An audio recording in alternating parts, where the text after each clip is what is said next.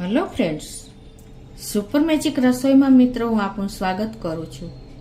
આજે આપણે ઝડપથી એટલે કે 2 કલાકમાં દહીંને જોતું હોય તો કઈ રીતે આપણે બનાવવું ને ઘરે ડેરી જેવું એકદમ ઢેફા જેવું દહીં, એનો વિડીયો હું તમારી સાથે શેર કરું છું મિત્રો।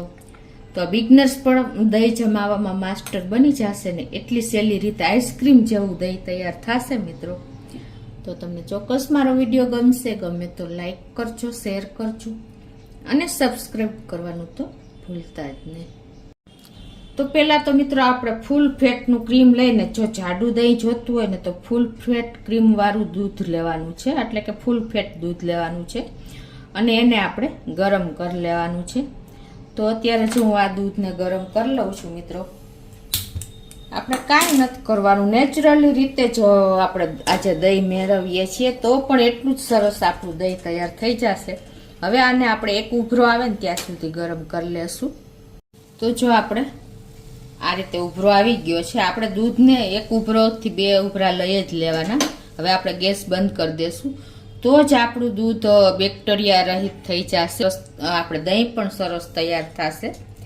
તો હવે જો એકદમ સરસ આપણે ઉભરો આવી ગયા પછી આ દૂધને આપણે ઠંડુ કરવાનું છે, એટલે કે તમે આંગળી અંદર ટચ કરી શકો ને એટલું ઠંડુ કરવાનું છે। તો આને આપણે આ રીતે પાણીનું તપેલું કે વાસણ ભરેલું હોય ને એમાં તમારે આ રીતે મૂકી દેવાનું, એટલે ઝડપથી તમારે જોઈએ એવું દૂધ ઠંડુ થઈ જશે। તો જો આપણું દૂધ પાણીમાં મૂક્યું હતું ને આ રીતે આપણે ચલાવતા રહ્યા હતા, એટલે દૂધ સરસ જો તમે આંગળી ટચ કરો ને એટલું ઠંડુ થઈ ગયું છે। તો હવે એને આપણે પાણીમાંથી બહાર લઈ લેશું।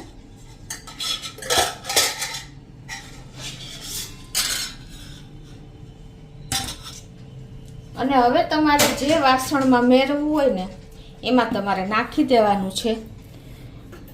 અત્યારે હું આ તપેલીમાં નાખું છું। અને મિત્રો જો તમારે સીધું આ રીતે રોટલીનું કેસરોલ આવે છે ને એમાં તમારે નાખવું હોય ને તો પણ તમે ડાયરેક્ટ આમાં નાખી શકો છો, અને પછી તમારે બીજા વાસણમાં આ રીતે તપેલીમાં રાખવું હોય ને તો પણ તમે આ રીતે નાખી શકો છો। અત્યારે હું તપેલીમાં નાખું છું।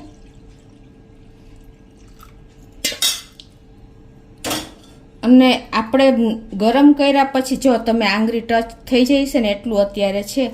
જો આ રીતે તપેલીમાં નાખ્યા પછી આપણે આજે દહીં તમારી પાસે ન હોય, મેરવણ ન હોય ને તો ઘણા આઈડિયા છે, પણ ઘણા મરચાથી મેળવે છે, ઘણા આપણે બદામથી મેળવે છે, પલાળેલી બદામથી, એટલે ઘણા બધા આઈડિયા છે। પણ આજે હું તમને, આપણે ઘરમાં માખણ તો અવેલેબલ જ હોય છે, તો તમારે મેરવણ ન હોય ને તો આ રીતે જો આ માખણ છે મારે અત્યારે, માખણમાં છાશનો ભાગ હોય છે, એટલે તમારી પાસે કાંઈ મેરવણ ના હોય ને તો તમે આ રીતે માખણ પણ અંદર આવી રીતે 1 ચમચી માખણ છાશવાળું હોય ને એવું નાખી દેવાનું છે। અને આ રીતે તમારે એને, આપણે આ 500 ml દૂધ છે તો 1 ચમચી માખણ ઇનફ છે, એટલે છાશવાળું લિક્વિડ વાળું હોય ને એટલે ઇઝીલી તમારે દહીં તૈયાર થઈ જશે। આ રીતે મિક્સ જ કરી દેવાનું છે। અને હવે જો તમારે આ દહીંને, આપણે ઘણા બીજા આઈડિયા પણ તમને બતાવું કે તરત જ મેળવવું હોય ને તો શું કરવાનું। આ રીતે માખણ નાખીને આપણે હલાવી લીધું। અને જો આપણે હવે શું થાય છે મિત્રો કે શિયાળો હોય કે ચોમાસું હોય, ઠંડુ એકદમ વાતાવરણ હોય ને તો દહીં જલ્દી થતું નથી, તો એના માટે તમારે શું કરવાનું કે આ દહીંને તમારે એવી હુફાળી જગ્યાએ જ્યાં હવાની અવર જવર ન થતી હોય ને એવી જગ્યાએ રાખી અને કાં તમે આ રીતે તપેલું ઊંધું વારી દેવાનું। આપણા દાદી નાની આ રીતે જ આપણે ઢાંકીને દહીં મેળવતા, એટલે ઝડપથી દહીં તૈયાર થઈ જતું। એક આ આઈડિયા છે। બીજો તમારે કાંઈ પણ કપડું હોય ને, જાડું કપડું, એ ગરમ જગ્યાએ તપેલી રાખીને હવા ન આવતી એવી જગ્યાએ અને આ રીતે તમારે કપડું લપેટી દેવાનું છે। આ પણ આપણી વર્ષો જૂની રીત છે કે આવી રીતે તમે ઉપર જાડું કપડું રાખી દેશો ને એટલે ઝડપથી દહીં તમારું ઢેફા જેવું તૈયાર થઈ જશે, બરાબર। અને હવે અત્યારના સમયની રીત હું તમને બતાવું કે આવું બધું કરવું ન હોય તમારે તો તમારે શું કરવાનું, આ રીતે આપણે કેસરોલ લઈ લેવાનું। આ રોટલીનું બોક્સ હોય ને એકદમ આ પડવાળું હોય છે, અંદર થર્મોકોલ હોય છે અને એ રીતે પ્રોટેક્શન હોય છે। એટલે આમાં તમે રાખશો ને તો પણ તમારે 2 થી 3 કલાકમાં ઇઝીલી દહીં તૈયાર થઈ જશે. આ રીતે તમારે તપેલી અંદર મૂકી દેવાની. તમારે પહેલા તપેલી મૂકીને પછી દૂધ રેડવાનું એટલે વાંધો ન આવે ઢોળાવાનું. અને હવે તમારે આનું ઢાંકણું આ રીતે બંધ કરી દેવાનું. હવે તમે આ ડબ્બો ગમે ત્યાં મૂકી શકો છો, કબાટમાં, પ્લેટફોર્મ ઉપર, ક્યાંય પણ. અને તમારે 2 થી 3 કલાકમાં ઇઝીલી ઢેફા જેવું દહીં તૈયાર થઈ જશે મિત્રો. જો તમે બપોરે સાંજના દહીં મેળવું હોય ને તો ઇઝીલી તમારું 2 કલાકમાં દહીં તૈયાર થઈ જાય ને પાછું તમે 2 કલાક કે 3 કલાક ફ્રીજમાં મૂકી અને એકદમ રેડી દહીં તૈયાર થઈ જશે. તો 3 કલાક જેવું થયું છે મિત્રો. અને આપણે જોઈ પણ લઈએ. જો મિત્રો આપણું દહીં એકદમ સરસ તૈયાર થઈ ગયું છે. આપણે માખણથી મેળવું છે તો પણ જો મેરવણ ન હોય અને તમે આવી રીતે તમે ઇઝીલી દહીં તૈયાર કરી શકો છો.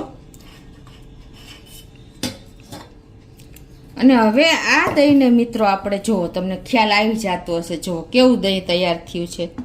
હવે આ દહીંને તમારે એકદમ સરસ ઢેફા જેવું બનાવવું હોય ને તો તમારે 2 થી 3 કલાક ફ્રીજમાં મૂકી દેવાનું.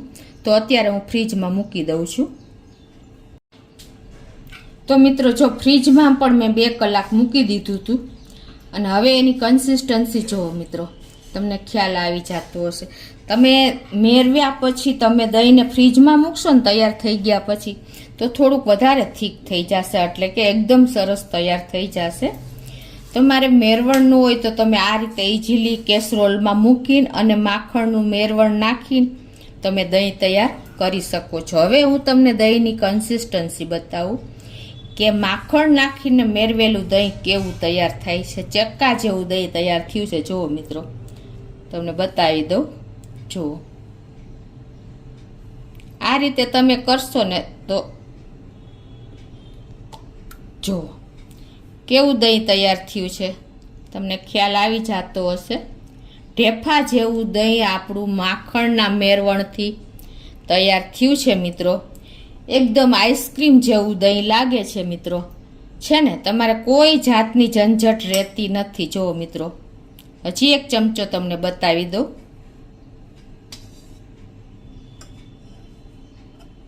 એકદમ ઢેફા જેવું, કોઈ મેરવણની જરૂર તમારે રહેતી નથી.